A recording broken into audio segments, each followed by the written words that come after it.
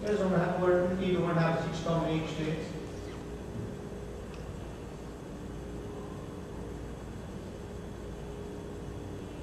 All right. This little girl is starting double lap, so working towards double lap. And she's got a speed giant. That's okay. It's getting over the top. And she's slowing it down because she's doing lap flyways to her back.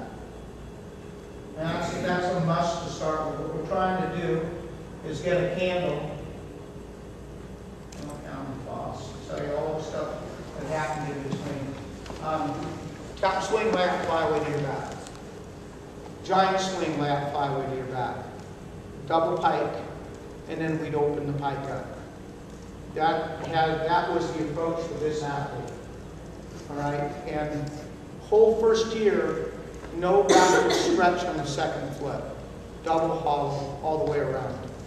Don't let them start to throw their head back, arch second flip, because they'll start arching earlier and earlier, and you'll get a big old archy, ugly thing off the bar in a year or two down the road. Even kids that are fairly advanced in double lap, I make them go back, every once in a while do double hollow or double pike, just to stay with that, leg kick, pendulum kick to a key. Got to keep them honest. If they let go a lot, like what was the kid doing the double leg pull out that she travels about 20 feet? Do you see her doing that? Try to get her to do double hollow. Still haven't done any of those in 2 years, and couldn't make it around on the double hollow even in the pit. So it had broken down. Her leg kick base broken down to the point, and just a little earlier, and then you're gone. So watching this kid, I like the fact that she's staying with the hollow shape pretty good. She could push right there a little bit better, pushing there, and that's why she's a little close to the rail. But that's pretty good.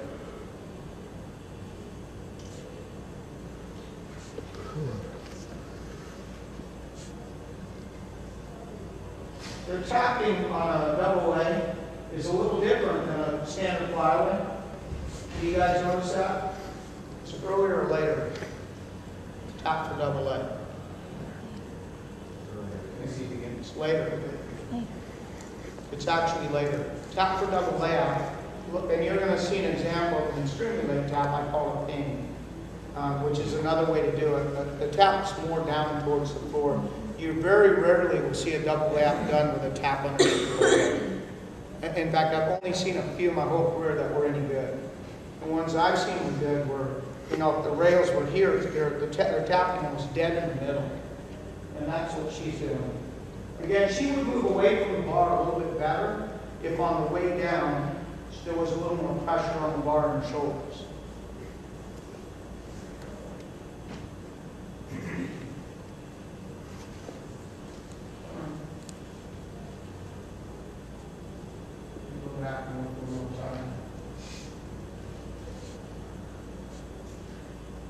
This is when you have a cast straight line. She can't quite make it. See, I would like to see her pushing a little bit harder. See how her chest is down just a hair? That's what's causing, tap swings echo. You know what I mean by echo? Like, we're going to get that shape on the other side of the bar. And because she gets a little bit of that coming off, it sucks her in just a little bit. Right there. So should she be more hollow? She should be, she should, on a downswing, I'd like to see her have something in here, to push against. All right, what these are is, this is set up to pull out for double tuck. I'm going to jump around a little bit because I don't want to flip tapes back and forth. But we're setting up to pull out here. And they're going to do a couple different drills. You'll see them clap here in a minute. What we're timing for, we're doing a variety of things. Here's one thought. We're doing a double tuck, and I'm telling them, as you come around in the second flip, I want you to contract and speed up. So I want the second flip to go a little faster than the first flip. And this is a good thought for full-out training. I'm also telling them, as you come around and you see your knees, I want you to see your knees coming up and clap, or say now, but I want some kind of timing thing that I know that they are aware of when their back turns to the floor. Now, for a pull-out, that's a little late, actually. But I always start everything late, and then it'll move earlier. Whenever you start late moves earlier, and whenever you start early moves earlier. Right? How many of you started a pull-out, and you ended up with a full-in that's twisting off the bar? Okay, and the answer to that is, the whole first year I have a kid doing a pull-out, they do halves every day to warm up. They do a late half every day, and I've never had that happen to me since I started doing that. It's like an automatic. Like when we drill into the pit, they'll go open double flat, open double half, open double full, start over, open double half, open double full. You know, sequencing. I call it sequencing. And I'm just programming because you can't cheat on a half, right? It's harder to cheat on a half and make it to your feet. All right, so let's see. We're trying to come off the bar rounded down, all right, there, and speed up. She didn't do a very good job, and she never did get a pull out. This one did. You'll see her as a college kid. I really like that in her. See her clap? What I like that this kid does so well, and she's always done this since she was a little kid, that. And boy, you know, I always, you want to go to the flyway part of the dismount. How many people, your eye just wants to go to that. You want to correct the kick harder, you know, rotate it stronger, or to twist here. And about 90% of our problems are right up in here on the dismount. You know, I feel like that's where it sets us up for success or failure on the way down and where we tap.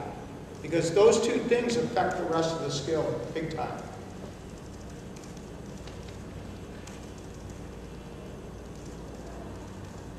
See, that was a little bit of her butt sticking out, a little arch.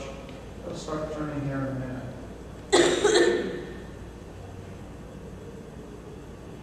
You notice I have a new bar set up in this field now. She's starting to twist.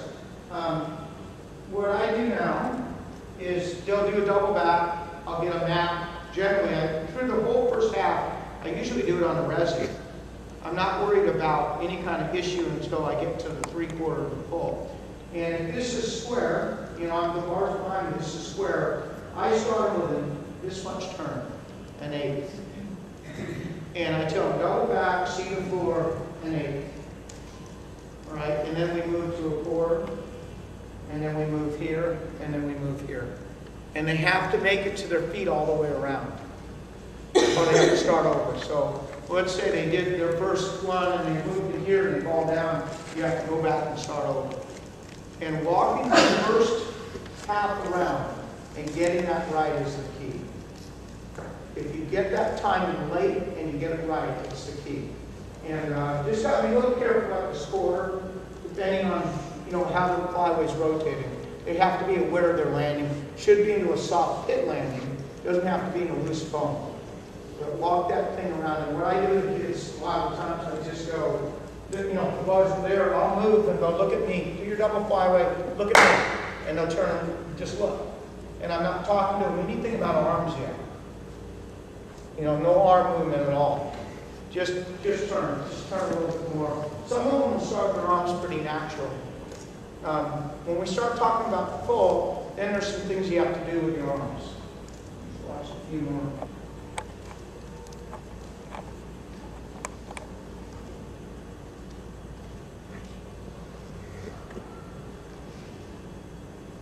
All right, she did that. I'm going to let this roll because she's going to do the jump back on the ground.